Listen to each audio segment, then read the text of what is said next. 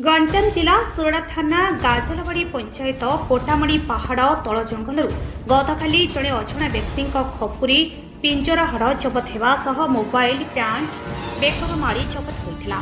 सोरडा police घटनास्थल में पहुंची घटनार तदंत आरंभ करते।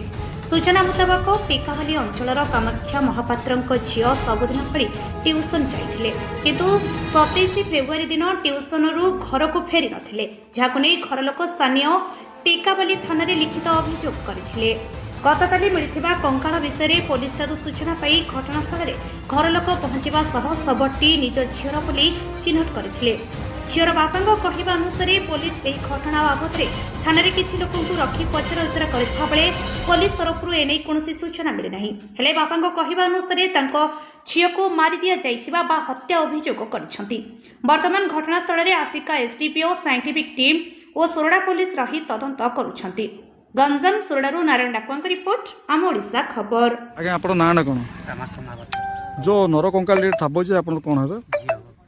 अच्छा तक ना कोन? रेणु महापात्र। कोन केमती कोन घटना हेतला? एटा शिवरात्र बासी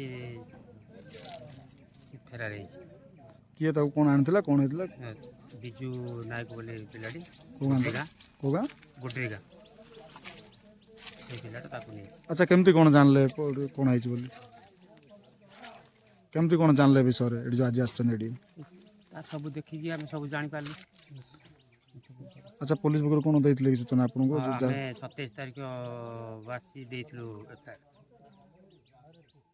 एबे पर्यंत हम कि जानि पानु काली हमें जानि जे एमिति मर्डर केते जण एटा करछन कोन से विषय कोन? 4 जण बोली सुना जाउ। सब जा गोटे गां रो पाका पाकी एंती कौन चाहूँ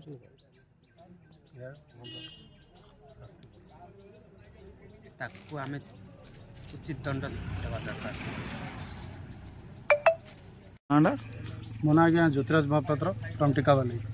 कौन है जो नर कंकाल पड़ी आप कौन है केमती कौन जानले पड़ी बोली? आज्ञा देखो ये तो जांकर झील बर्तमान आम जो खबर पाइलु जो जांकर झील किंतु आमर गोटे संपर्क किंतु आम गत फेब्रुआरी मास 27 तारिख झील सन्ध्या ट्यूशन जावा समय सी निखोज थे। बंधु बांधव भल मत साई पड़सा पचराचरा कले जेहेतु किसी अनुसंधान मिलला नहीं तेणुक बाध्य गोटे हाथ लेखा आम गोटे एफआईआर देलु आम टिकावाली थाना कंधमाल जिला टिकाली थाना किंतु सार को देला सार तदारख करी गत काली आमको सी रिपोर्ट देले जे तुम झीर डेथ होती मर्डर करा तो से आम आज आसी देखला आम तार चिन्हट पाइलु तार मोबाइल आउ चेन जो पिंधला चेन देखला आम स्पष्ट भाव भाविलु जे सी आमरी झील तेणुक ये झील जो मोर आगामी दिन में एमती आम प्रशासन को आम अनुरोध करुचु आगामी दिन में जमी आउ कौन झील बड़ी न पड़ू आ उचित दंड मिलू जो मैंने दोषी कर माने कठोर कठोर दंड दिया। अच्छा जो माने दुष्कर्म पिला आमर टिकावाली पाखापाखि गुड्री गाँव आम भाभी माने पुलिस द्वारा को जना पड़ा 4 जन अरेस्ट कर पुलिस मैंने